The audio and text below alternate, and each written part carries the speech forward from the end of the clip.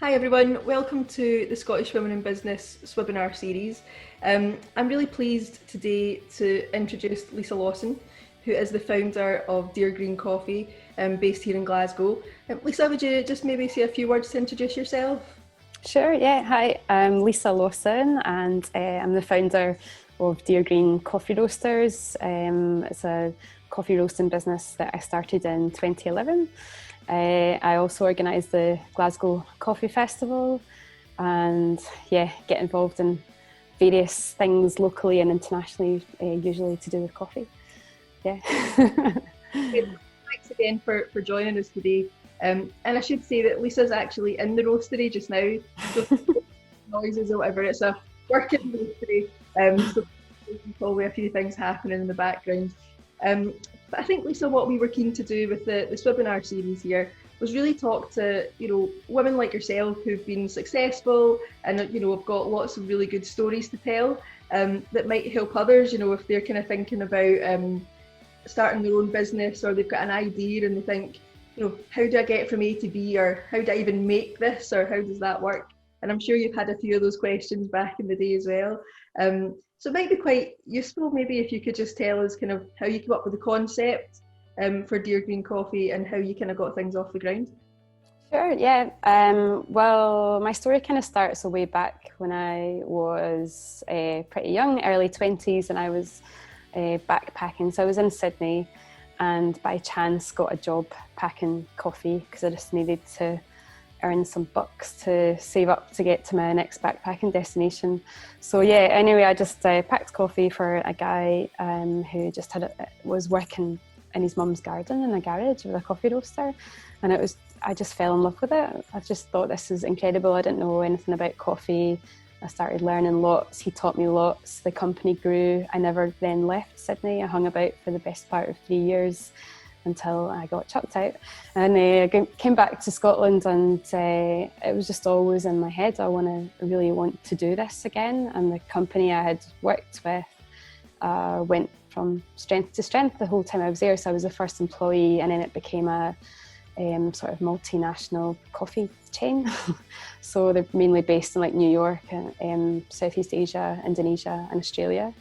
It was just a big inspiration for me. I then worked in the wine industry in Scotland for 6 years, and eventually I just kind of thought I want to do the coffee thing again. So I did it for someone else for a year. A wine customer started a coffee bar, and then I realised, okay, this is actually what I would quite like to do. And I knew that I kind of had more knowledge about it based on my time in Australia than anyone I had really met in Glasgow, and thought, well, I've got lots of passion about this and knowledge, and I know that I work really hard. I know that I've always got paid a minimum wage. How can I make my life better? That was a trigger. So I just bought a big old coffee roaster, not too unlike this guy. This is Betty, but the original one was called Senga, which is still over there, 12 kilo coffee roaster. And and I just put it into a design studio down by the Clyde, across in the Clutha. It's all extremely haphazard. Shoved it in, stuck a chimney out the wall, sort of ducked and dived away from environmental health and any planning permission regulations, and just cycled around Glasgow and hustled and got my coffee into I guess like places that bought wine from me before knew me. So I managed to get coffee into quite a few places, and then over time, more and more people heard about me and got in touch. And the unique thing about what I was doing was it was freshly roasted, and I really focused on single origin coffee. So rather than it being like a branded Italian product that was vacuum packed and stale, and this was just fresh, and it was branded Glaswegian subtly by naming the company Dear Green. So obviously the sort of translation from Gaelic into English, Glasgow, Dear Green Place. So, and the name was inspired by the fact the first roastery was right next to Glasgow Green. So that's the story really from the early days. I think it's always really it's always really nice to hear that, you know, you didn't just start you didn't know everything about coffee, then you started and that was always your kind of life's plan. It's quite nice, I think, to hear sometimes that people don't have everything completely mapped out until maybe something happens by chance or you're introduced to someone or something like that. Yeah, no, absolutely. I think I didn't know anything about business. I didn't know anything, nothing at all. Actually, I knew about coffee, and I had worked in sales. I knew that people buy from people, and you know, and I'd sort of channeled that. And I was so enthusiastic about coffee, and I knew I had to make it work as well. So for me, it was just about sales. It was, and it's a huge learning curve in absolutely every aspect. I did everything myself, so I was like roasting on Monday, packing a coffee on a Tuesday, delivering it, and then sort of doing events at the weekend, doing tastings, and you know, like shops and delis and stuff. And then actually worked in a deli every Sunday, so I knew I could pay my mortgage, and I rented out a spare room because I didn't know when I was going to get my first paycheck. And then actually, you kind of find, I think, that as businesses grow, you all grow in different ways. So where I maybe put energy into the product and getting the product right and the packaging right in the early days, then I didn't really know much about websites, or I didn't know much about accounting. I did everything on a spreadsheet until eventually I got an accounts package like 2 years in. And you know, there's always that feeling of when you do something, you know, again, you're like, oh, I would definitely get accounting software from day one. Or, you know, like I didn't have staff because I was too nervous about hiring staff and all the employment laws and all that, and tax and all the things I'd have to work out.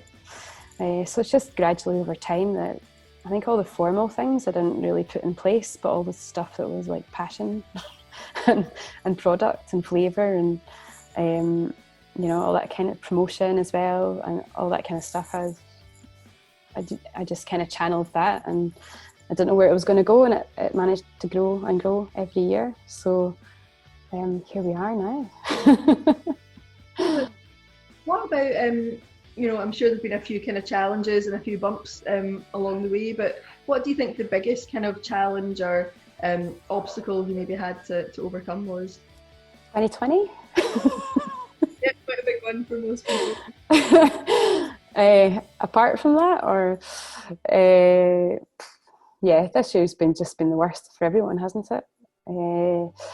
I think before this, I don't know, staffing can be difficult sometimes. It's not always easy to hire correctly the right person for the team. We've always been really team focused. Maybe I don't know, like made some mistakes and along the way and many aspects of the business. So I don't know what the biggest obstacle would be. It's tricky. Organising the coffee festival was quite extreme. Because it's a totally different take on a festival. So do you want to maybe tell us a little bit about that? Sure, yeah. So it was just an idea I had. I think it was in 2013 or 14. Can't remember when the first one was, to be honest. And I just thought, it'd be nice to really showcase specialty coffee to Glasgow, because people didn't really understand it. And I'd been to so many coffee events around the world, like trade shows or festivals. And I was going down to London for quite a lot of events, even just for a coffee tasting with an importer or to meet a coffee farmer who happened to be in the UK and they'd only go to London. And I thought, well, I want to try and bring this culture to Glasgow and help consumers and even like business owners here, cafe owners, understand what it is that I experience and I get so excited by. So we just hired the Brigade and sold some stands to local businesses, got some sponsors. I think we sold about 200 or 300 tickets, and then on the day 900 people turned up, paid at the door, and it was a massive success. We turned it around in 6 weeks, and then we thought, oh, we should probably do this again because everyone liked it. And then it's just kind of grown arms and legs every year. But I mean, it's essentially businesses showcasing their coffee and coffee equipment, like do coffee tastings. We have master classes, talks about various things about maybe a coffee origin that our roaster's been to, or talking about, you know, how to get the perfect latte art, or I don't know, we've had Nori from Lost Glasgow talking about the history of coffee in Glasgow, all sorts of stuff, and then after parties and fun stuff for baristas, barista championships and coffee tasting championships and all sorts of things like that. So just trying to get everyone on board and coming together and kind of celebrating coffee together. So we're kind of burying that obviously this year a little bit. It was supposed to be in May and the start of March be delayed it to October, and we're going to be delaying it again. But we have something else up our sleeve, so we'll be announcing that this week actually. And I think coffee is such a big part of everyone's life, isn't it? You know, it's kind of become, even the word coffee means something different. You know, let's go for a coffee instead of saying, you know, we'll go and have a meeting somewhere. It's like ingrained in people's heads now. And it's part of everyone's, I think, kind of everyday language. And also, I guess there's been some kind of ethical talking points about coffee and how it's produced and all that kind of stuff. Mm-hmm. When I was doing a bit of research before talking to you, I noticed on your website there's a list like this long of all the different things and all the different ways you operate to obviously try and combat some of that stuff, which is important, but also really nice and refreshing to see someone doing that to that kind of extent. Yeah, I think when I started the business, I wasn't, like, a lot of my personality went into the business, so I was like, well, I'm always going to pay real living wage, because I had always worked in hospitality and jobs where I felt like I hadn't been felt valued and I hadn't been paid enough. I was always in debt and I'd always been scrimping and saving and you know, just to live, and I didn't want that to be part of what Dear Green was.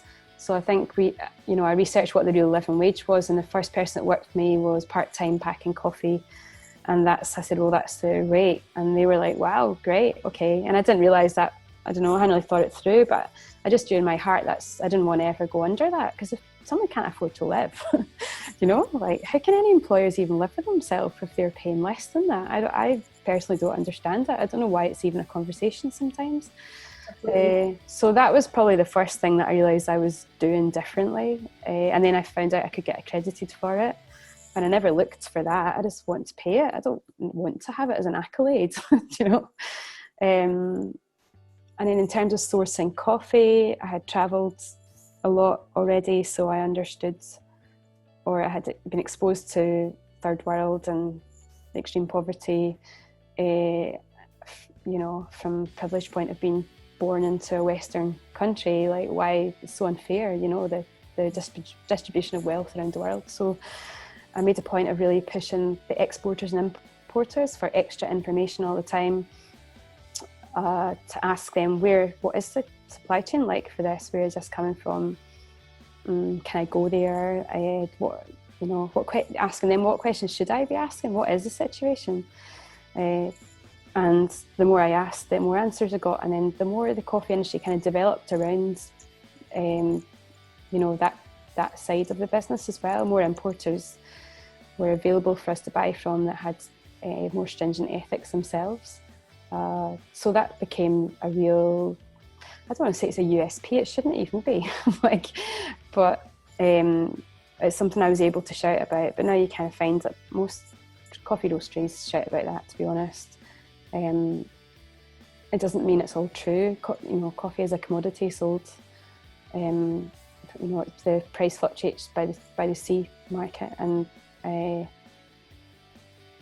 need to, even if you know the name of a farm, it doesn't mean it's a traceable product. You know, it could just might be a price, and a lot of stuff's kind of clouded, and a lot of relationships you have in terms of your supply chain, you have to know that they're sound partnerships and trusted relationships in order for you to have the right information and then get the right product. But it's all about the grey area sometimes. So the more questions you ask, the more you can be confident in what you're actually telling your customers is true.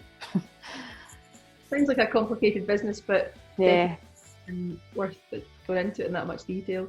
So you mentioned the COVID word, and we can't really ignore that. And I think with you being in that kind of, I guess, hospitality, retail kind of space, I'm presuming, you know, it was quite a tough time, and How did it affect you guys? Yeah, it was pretty extreme.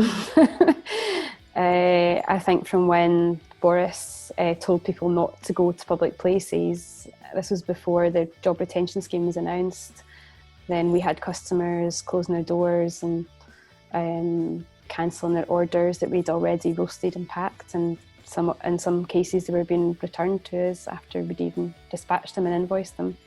So it was all a bit of a shock to the system. There was 10 staff, including me, and I knew based on that week's figures that I wasn't going to have a job for people if that was the trend that was going to continue. So I guaranteed, my main concern was the staff initially, so I guaranteed everyone's job till the end of March, and then told them they'd have a job in April, but perhaps it would be part-time and reduced hours. That's our parcel force collection. Very positive. We've got parcels going out today. So yeah, I think when the job retention scheme was announced, staff were getting quite anxious by that point. We'd already split into 2 teams. In case one team went down with the virus, we still had a team to operate. We closed our coffee bar, we postponed the coffee festival, and then we were down to 2.5 staff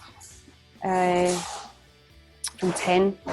So do you want me to wait until the background noise is over? No, you're okay. So yeah, we operated then, we had to switch the business model to, we just started like ads online for coffee at home. I personally delivered them to people's addresses because I was like, that's saving on postage cost. So we cancelled all non-essential spending. We just broke down our outgoings, cancelled all our direct debits. We lost 95% of our business overnight that had spent like 8 years building up from scratch, from nothing. So it was quite devastating. I think if you'd asked me this a couple of months ago, I might have started crying. But we've got to a point where we've pulled it round. We went from a loss of 95% to then a loss of 80, then a loss of 65%, and then 40, and now we're sitting at down 29% for the year. And that's by just pivoting. So now we have a more simplistic business model in actual fact, where we do online sales. So we have to make an awful lot of online sales to reach the same target, for wholesale. But it's more profitable and the money's in the bank straight away. With wholesale, there's less profit, but then there's bulk orders, and then you have to chase people for the money. So it's just different. It's a whole different ballgame, to be honest. Every week right now is different. We're doing less barista training. We don't have the coffee bar to worry about, so we have less dynamics to distract us. So we can remain really focused. Sorry, someone just comes to the door wanting to buy coffee. Want to know what you're actually in a live place. Yeah. So not everyone's sitting on their couch like me.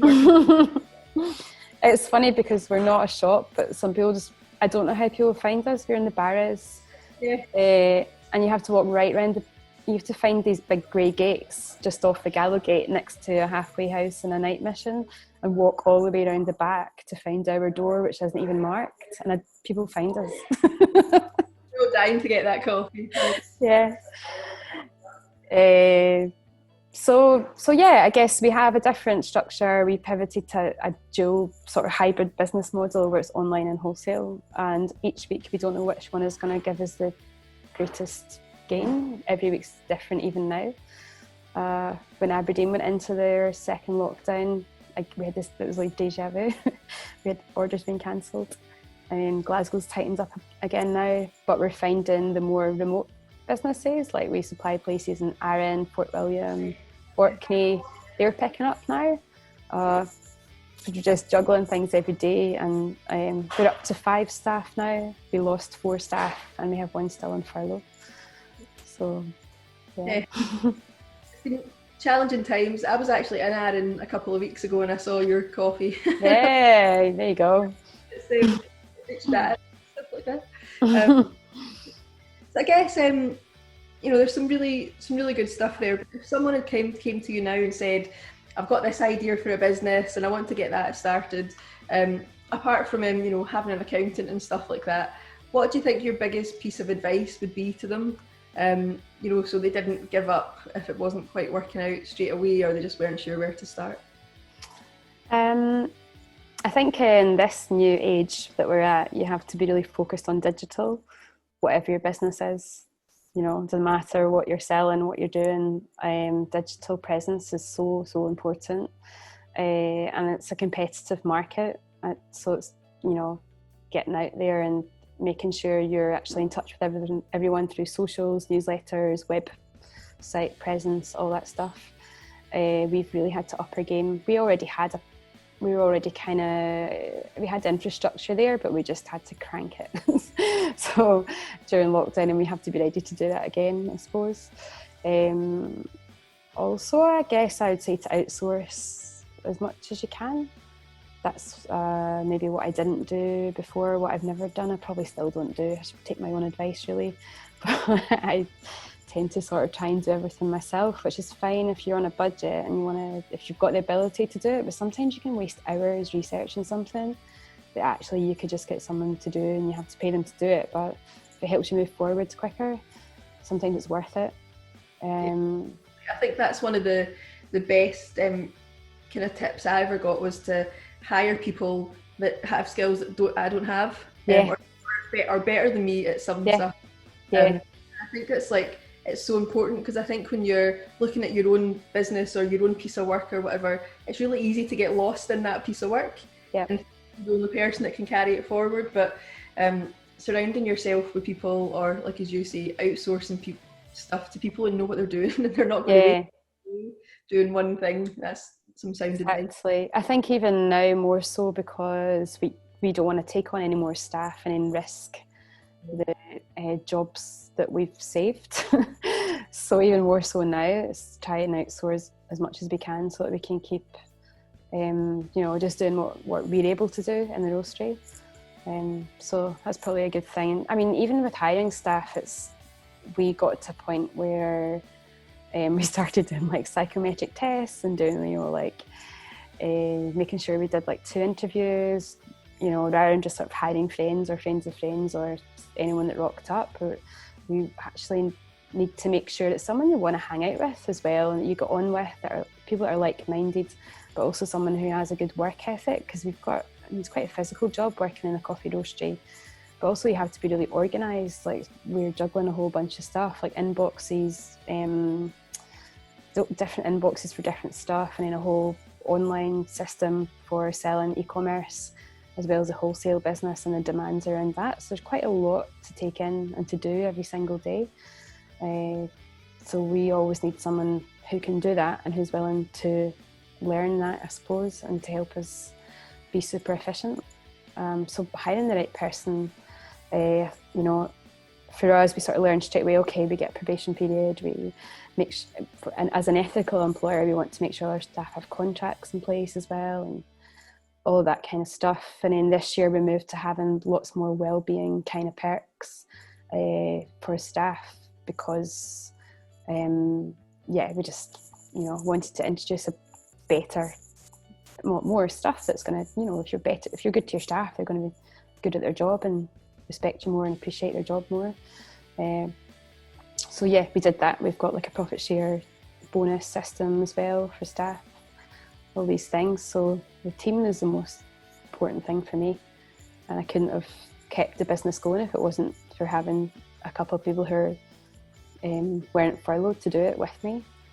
And I guess just finally, what's next? I know you've got a secret announcement. I've always got loads of secrets. We've